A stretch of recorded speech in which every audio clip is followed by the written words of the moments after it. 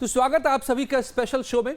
UP में संभल को लेकर पिछले कई दिनों से लखनऊ से दिल्ली के संसद भवन तक में संग्राम मचा हुआ है। हम कई दिनों से यह सवाल पूछ रहे हैं कि आखिर संभल पर सियासत कब खत्म होगी, लेकिन संभल जिस तरीके से यूपी की सियासत का केंद्र बन चुके हैं, जिस तरीके से रोजाना नेताओं की जुबान पर संभल आ रहा है, उससे लगता है कि संभल का सत्ता और 2027 से भी नाता जुड़ गया है। या यूं कहे कि शायद 2027 से भी आगे तक, क्योंकि अब संभल में भगवान विष्णु के 10वें अवतार कल्कि भगवान के जन्म लेने का दावा भी खुद राज्य के मुखिया सदन में करने लगे हैं।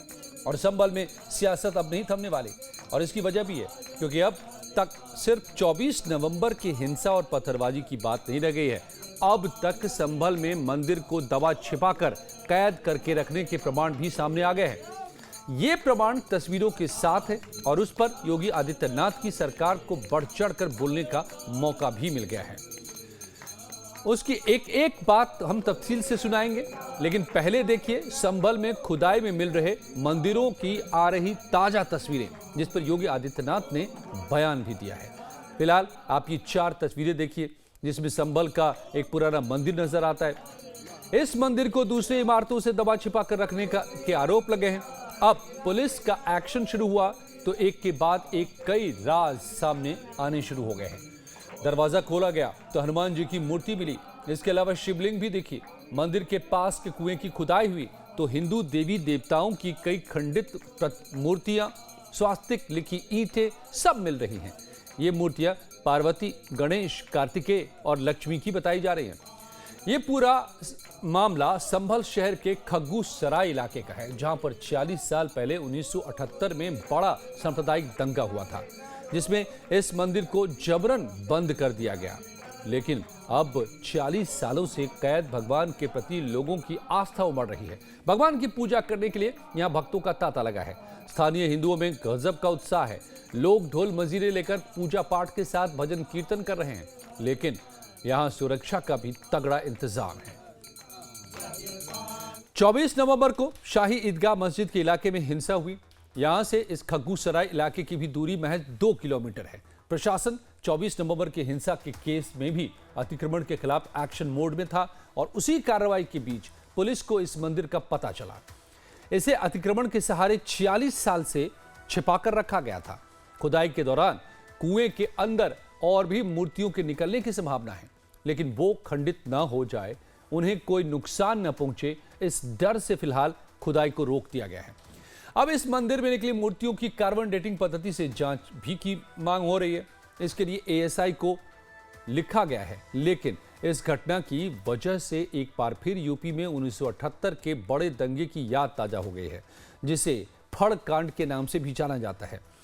इसकी वजह से एक बार फिर दंगों पर आरोप प्रत्यारोप की राजनीति शुरू हो गई है, जिसमें सीएम योगी आदित्यनाथ ने बड़ा हमला बोला है। शीतकालीन सत्र के शुरुआती दिन ही योगी आदित्यनाथ ने करीब 35 मिनट तक अपना भाषण दिया, जिसमें वो सिर्फ धर्म के नाम पर राजनीति के काम पर निशाना साधते दिखे और एक बार फिर न बटेंगे न कटेंगे वाला नारा भी दिया, जिस पर बीजेपी के लोगों ने खूब तालियां भी बजाई।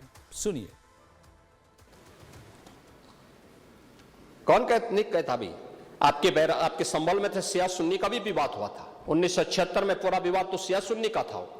उस समय जामा मस्जिद के कब्जे को लेकर के इसी बात का विवाद था। आप इस सच को धूल मत डालिए उस सच पे। और लखनऊ का सिया सुन्नी विवाद ये भारतीय जनता पार्टी की सरकार के समय ही समाप्त हुआ है। आप लोग तो लड़ाते थे, यहां पे सिया और सुन्नी को भी लड़ाते थे, क्योंकि आपकी तो शुरू से ही राजनीति थी बांटने की और फिर कटवाने की, और इसलिए हमने कहा कि न बटेंगे और न कटेंगे। हम न बटेंगे और न। तो सीएम योगी ने पूरे उत्तर प्रदेश में दंगों का इतिहास बता दिया और दंगों की आग पर सियासी रोटियां सेकने का आरोपी कौन है यह भी बताया। सीएम योगी ने एनसीआरबी का कंप्लीट आंकड़ा भी पेश किया और समाजवादी सरकार के कार्यकाल को दंगे का राज बताया। सीएम योगी ने संभल में कुएं से निकल रही मूर्तियों से लेकर ईदगाह मस्जिद में हिंसा के पीछे की साजिश पर भी सवाल उठाए। जो मंदिर आज निकल रहा है 1978 से इन लोगों ने कभी खोलने नहीं दिया उस मंदिर को, जो आज बजरंगबली का मंदिर निकल रहा है। जो वहां पर आज 22 कुएं किसने बंद किए थे, इन 22 कुओं को भी वहां पे बंद किया गया। और वहां का माहौल इतना तनावपूर्ण किसने बनाया था? ये पत्थरबाज कौन थे? एक भी गिरफ्तारी बिना साक्ष्य के नहीं हो रही है। और याद रखना, जिसने पत्थरबाजी की होगी, जिसने माहौल खराब किया होगा, उसमें एक भी बचने वाला भी नहीं है। तो सीएम योगी ने कहा कि संभल में निकला मंदिर रातों रात प्रकट नहीं हुआ है, बल्कि हमारी विरासत और इतिहास की सच्चाई की गवाह है। सीएम योगी ने विधानसभा में बाबरनामा का भी जिक्र किया और पहली बार मुख्यमंत्री ने संभल में कल्कि अवतार के आने की बात भी कही। सूर्य को, चांद को और सत्य को बहुत देर तक छुपा कोई नहीं सकता है, और सत्य जरूर सामने आएगा। और उसी सत्य के बारे में कहा जा रहा है। नेता प्रतिपक्ष कह रहे थे कि वहां की स्थिति ऐसी है कि अगर मंदिर आ भी जाएगा, मंदिर बन जाएगा। मैं कहता हूं, ये तो बाबरनामा भी कहता है कि हर मंदिर को तोड़ करके एक ढांचा खड़ा किया गया। आप तो एक श्रेष्ठ ब्राह्मण कुल में आपने जन्म लिया है। आप तो भारत के पुराणों की परंपरा पर विश्वास करते हैं। हमारा पुराण भी इस बात को कहता है कि भगवान विष्णु, श्री हरि विष्णु का 10वां अवतार संबल में ही होगा, उसी संबल में होगा। तो दरअसल विधानसभा में बोलते हुए योगी आदित्यनाथ ने दंगों की घटनाओं का भी आज पूरा हिसाब किताब पेश किया। किसके राज में कितने दंगे हुए? सीएम योगी के मुताबिक अखिलेश के राज में 815 सांप्रदायिक दंगे हुए, जबकि 2017 के बाद इसमें 99% तक की कमी आ चुकी है। सुनिए। एनसीआरबी के जो आंकड़े हैं वे इस बात को बताते हैं कि 2017 से लेकर के लगातार अब तक प्रदेश में सांप्रदायिक दंगों की जो स्थिति है उसमें 97 से लेकर 99% तक कमी आई है। ये एनसीआरबी का डाटा है। और जो दो, जिसको वास्तव में आप दंगे कहते हैं, ये दंगे उत्तर प्रदेश में 2017 से लेकर के अब तक नहीं हुए हैं। और मैं वही आपके पिछले कार्यकाल के दौरान बताता हूं, 2012 से 2017 के बीच में, ये भी एनसीआरबी के ही डाटा है, प्रदेश में 815 सांप्रदायिक दंगे हुए और 192 लोगों की मौत उसमें हुई है। ऋचा सिंह बीजेपी की प्रवक्ता मेरे साथ जुड़ चुके हैं इस वक्त में। इकबाल मसूद भी मेरे साथ जुड़ रहे हैं। लेकिन ऋचा जी, आपका बहुत बहुत स्वागत करते हुए, नहीं दंगे हुए हैं, NCRB national crime record bureau का डेटा बता रहे हैं सीएम योगी, और बता रहे हैं कि 97% तक की कमी आई है।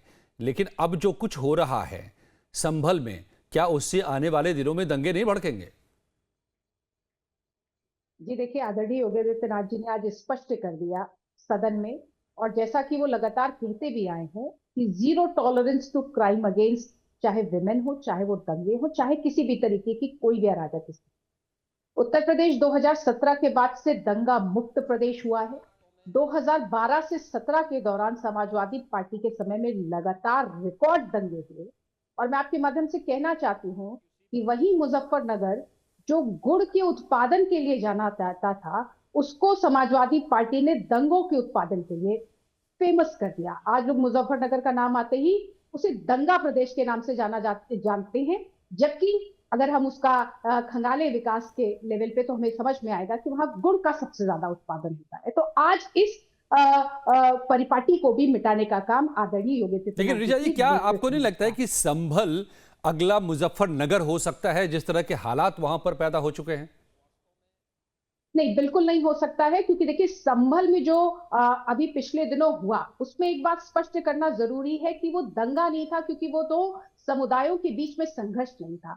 वहां पे जिस तरीके से समाजवादी पार्टी ने षड्यंत्र के तहत उनके विधायक और सांसदों की आपसी रंजिश ने जिस तरीके से कुंदरकी में इनको बुरी हार का सामना करना पड़ा, जिसकी खिसियाहट में इन्होंने कानून के आदेश पर जो कोर्ट कमिश्नर के नेतृत्व में वहां सर्वे हो रहा था, उस सर्वे के ऊपर आकर लोगों ने जिस तरीके की अराजकता की, संवैधानिक प्रक्रिया का मखौल उड़ाया और संवैधानिक प्रक्रिया को अवरुद्ध करने की कोशिश की, उसका वहां परिणाम सामने आया, जिसको कि उत्तर प्रदेश की पुलिस ने वहां पे संभाल लिया और आज संभल चुका है। लेकिन उसमें भी एक बात स्पष्ट है कि जिन लोगों ने भी संविधान की प्रक्रिया में अवरोध उत्पन्न करने की कोशिश की है, उनको बख्शा नहीं जाएगा। 2017 के पहले दंगाइयों को, पत्थरबाजों को संरक्षण दिया जाता था। समाजवादी पार्टी के मुखिया दंगाई जो दंगों के आरोपी हुआ करते थे, उनको अपने साथ हेलीकॉप्टर में लेकर घुमा करते थे। लेकिन आदरणीय योगी आदित्यनाथ जी ने आज सदन में भी स्पष्ट कर दिया है, किसी भी व्यक्ति को जिसने पत्थर चलाया है, जिसने दंगा करने की कोशिश की है, जिसने संवैधानिक प्रक्रिया में अवरोध डाला है, उसको बख्शा नहीं जाएगा। और एक और महत्वपूर्ण बात है कि देश में जब संविधान लागू है तो चाहे वो संभल हो, चाहे वो लखनऊ हो या फिर प्रयागराज हो, वहां पे संवैधानिक प्रक्रियाओं का पालन किया जाएगा। और ठीक है। आज तो मैं एक डेटा ये भी बता देता हूं जो योगी जी ने बात कही है, ऋचा जी, वो भी दिखाते चलते हैं साथ साथ कि दंगे की बात जब शुरू हुई तो 1947 से अब तक कितने दंगे हुए, सीएम योगी ने इसका भी हिसाब किताब आज पेश किया है। और ये भी बताने की कोशिश हुई कि हिंदू मुस्लिम दंगे में सिर्फ मुसलमान ही नहीं बल्कि हिंदुओं की भी जान जाती है। और इसी बात पर सीएम योगी ने विपक्ष से तीखा सवाल भी पूछा कि क्या कभी हिंदुओं की जान जाने पर संवेदना जाहिर की जाती है। सुनिए। 1976 में भी 5 लोगों की मौत वहां पर हुई थी और 1978 में 184 हिंदुओं को सामूहिक रूप से जला दिया गया था। 184 हिंदुओं को हत्या हुई थी, हिंदुओं की हत्या हुई थी और जलाया भी गया था और 184 हिंदू मारे गए थे वहां। 184। मैं वही तो कह रहा हूं ना, आप उस सच को स्वीकार नहीं करेंगे, आप उस सच्चाई को स्वीकार नहीं करेंगे। और लगातार कई महीनों तक वहां कर्फ्यू था। 1980 में फिर दंगा हुआ था, एक मृत्यु हुई। 1982 में फिर दंगा हुआ, एक मृत्यु हुई। 1986 में 4 लोग मारे गए और 1990 फिर 1992 में 5 मौतें हुई, 1996 में 2 मौतें हुई। ये लगातार ये सिलसिला चलता रहा। 1947 से लेकर के अब तक 209 हिंदुओं की निर्मम हत्या वहां हुई है संभल के अंदर। 209 हिंदुओं की। इसका जवाब भी आया और खुद अखिलेश यादव की तरफ से आया, इसको भी सुन लीजिए। कहीं आप उत्तर प्रदेश में कर दो, देश में कर दो, कि बहुत सी चीज़ें आपको मिल जाएंगी। इसीलिए मैंने कहा और कई बार मैंने आपके माध्यम से कहा कि हम लोग खोदने वाले लोग नहीं हैं। इतिहास को, जिन इतिहास के पन्नों में कुछ खराब चीज़ें नहीं खोदना चाहते हैं, हम लोग नए रास्ते खोजने वाले लोग हैं। और जिनको अपने भविष्य के बारे में नहीं पता कि भविष्य क्या होगा, भविष्य में क्या बदलाव चाहते हैं, वो इतिहास में ही हमेशा रहते हैं। मेरे साथ ऋचा सिंह बीजेपी के प्रवक्ता और इकलाक महमूद एसपी के प्रवक्ता विधायक जुड़े हुए हैं। ऋचा जी, आप अखिलेश जी की बात सुन रहे होंगे कि क्योंकि एजेंडा नहीं है भविष्य का, इसीलिए अतीत को खोदने में लगी है बीजेपी। क्या इसीलिए संभल में खुदाई चल रही है, मूर्तियां निकल रही हैं? देखिए, सबसे पहले तो एक बात स्पष्ट करना जरूरी है कि अखिलेश यादव जी स्वयं एजेंडा सेट करने में लगे हुए हैं। बार बार खुदाई शब्द का प्रयोग, अगर आप संभल में ध्यान देंगे तो वो कोर्ट कमिश्नर का सर्वे था और कोर्ट कमिश्नर के सर्वे और खुदाई में अंतर मेरे ख्याल से समाजवादी पार्टी को पता नहीं है। तो मैं यहाँ स्पष्ट कर दूं कि कोर्ट कमिश्नर का सर्वे वीडियोग्राफी के माध्यम से होता है, तमाम तथ्यों को जुटाया जाता है, उस पर रिपोर्ट बनाई जाती है। तो खुदाई कहकर बार बार वो एक नैरेटिव स्वयं सेट करने की कोशिश समाजवादी पार्टी कर रही है। और जब स्वयं अखिलेश यादव जी बार बार खुदाई कहते हैं तो आप इस बात का अंदाजा लगा सकते हैं कि संभल में जिस दिन हिंसा हुई 24 तारीख को, तो किस तरीके से इन लोगों ने अफवाह फैलाकर वहां पर हिंसा को भड़काया होगा। लेकिन किसी भी दंगाई को बख्शा नहीं जाएगा। और मैं तो कहती हूँ कि 1978 में जो दंगे हुए जिसमें 184 हिंदुओं की जान चली गई, आज तक समाजवादी पार्टी और कांग्रेस पार्टी ने उनके लिए शोक संवेदना तक व्यक्त करने की जरूरत नहीं समझी। ठीक है, संभल के जो दंगों के आरोपी हैं उनसे मिलने ये जेल चले जाते हैं। इकबाल महमूद साहब जुड़ चुके हैं, एसपी के विधायक मेरे साथ। आपका भी बहुत बहुत स्वागत है इकबाल साहब। ये आज सीएम योगी ने सारा हिसाब किताब सदन के पटल पर रखते हुए बताया कि जिस संभल में 209 हिंदू भी मारे गए पूरे इतिहास में आजादी के बाद से अब तक, उसको लेकर क्यों नहीं संवेदना समाजवादी पार्टी में, सिर्फ एक तरफा संवेदना क्यों? देखिए, बहुत बहुत धन्यवाद आपका और सभी को मेरा नमस्कार और सलाम। अभी मैं अपनी बहन को सुन रहा था और भारतीय जनता पार्टी के तमाम लोगों को सुनता हूं, माननीय मुख्यमंत्री जी को भी सुनता हूं, तो प्रेजेंट में क्या चल रहा है, अभी हमारे हालात क्या हैं, अभी स्थिति क्या है, इसको छोड़ के ये पुराने समय की बातों को हमेशा से उठाते आए हैं। जैसे केंद्र में नेहरू जी के टाइम क्या होता था, उत्तर प्रदेश में उस वक्त क्या होता है। अभी हालात देखिए, संभल बहराइच के दंगे हुए, ये सहानुभूति की बात कर रही हैं समाजवादी पार्टी के लोग, आदरणीय अखिलेश यादव साहब। कोई नहीं चाहता है कि यहाँ पे दंगे हों, यहाँ पे लोग परेशान हों। ये लोग हिंदुओं को एक करने की बात करते हैं, कुछ लोग मुसलमान को एक करने की बात करते हैं। समाजवादी पार्टी हिंदुस्तानियों को एक करने की बात करती है। आदरणीय अखिलेश यादव साहब हिंदुस्तानियों को एक करने की बात, लेकिन हम बात करते हैं। अगला साहब मैं कंप्लीट करूं 10 सेकंड में कि मैम ने मैं अगला सवाल उसमें जोड़ देता हूं करते हैं जी, उसको आप आगे बढ़ाएं। सीएम योगी ने आज सदन के पटल पर, कहीं ये इधर उधर नहीं बल्कि विधानसभा के पटल पर उन्होंने ये बातें कही हैं, इसलिए काफी अहम हो जाती हैं। उन्होंने ये बताया कि आपके दौर में दंगे ही दंगे होते थे और जब से उनकी सरकार आई है 97% एनसीआरबी का डेटा उन्होंने रखा, 97% कमी आ गई। मतलब दंगे आप करवाते थे। देखिए, अगर मुख्यमंत्री जी हैं, दंगे होते हुए हम करवाते अगर थे तो जांच कर लें और कितनों पे कार्रवाई इन्होंने कर दी ये साबित कर दें। दूसरी चीज, मुख्यमंत्री जी की क्या बात करेंगे।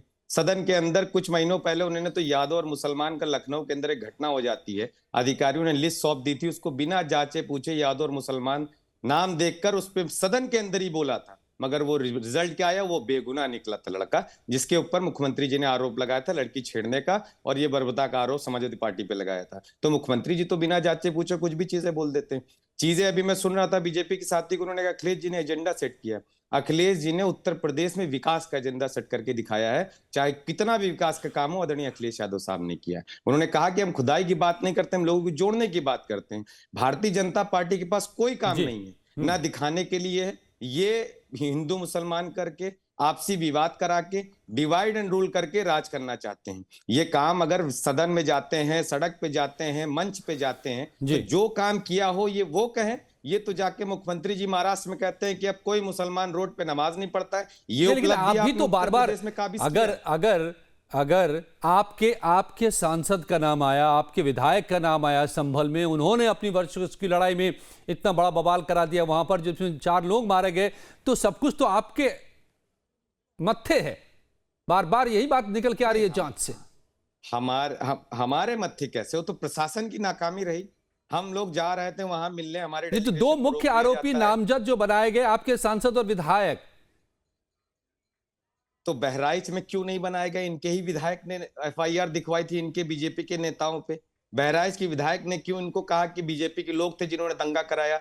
आज वो सदन में नहीं आए, इस बात की आपको भी इंफॉर्मेशन होगी कि वो सदन के अंदर नहीं आए। वो कह रहे हैं मुझे शर्म आ रही, मैं अपने लोगों के आगे क्या बात रखूंगा। तो ये भारतीय जनता पार्टी का एजेंडा है पूरी तरीके से। ये अभी मोहित खान के को समाजवादी पार्टी से जोड़ने काम कर रहे थे, उसके बाद उन पे आरोप लगाने काम कर रहे थे। अपनी नाकामी छुपा के समाजवादी पार्टी के इर्द गिर्द घूमना, उत्तर प्रदेश पे कोई विकास नहीं करना, ये इनका काम करने का एजेंडा है। उत्तर प्रदेश को इतना बेहाल कर दिया। अभी आप इतना ही वक्त था आप दोनों के लिए, और हम यहाँ पर चूंकि ऋचा जी बहस नहीं करते हैं, हम पक्ष लेते हैं दोनों तरफ से, तो आपका पक्ष भी लिया और आपका भी पक्ष लिया। आप दोनों का शुक्रिया हमारे साथ जुड़ने के लिए।